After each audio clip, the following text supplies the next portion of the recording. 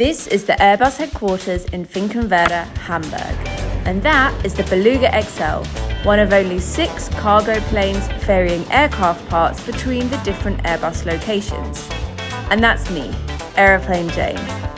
I've spent my summer in this idyllic town just outside of Hamburg, on my bike, exploring, meeting the locals, and seeing gorgeous sunsets along the Elbe, complete with majestic cruise ships. They also used to build U-boats here, but I'm less interested in that.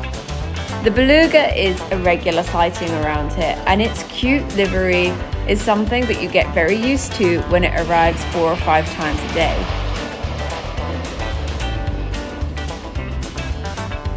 It's not just Belugas that you'll find here. This is the home of the A320 Family Assembly Line, which means you get to see test flights, new deliveries, and planes from all over the world. And me? I'm British, living here in Germany.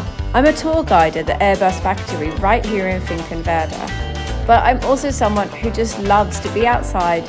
I love looking at planes, and they seem to be following me around too. So why don't you follow along and see everything that I see?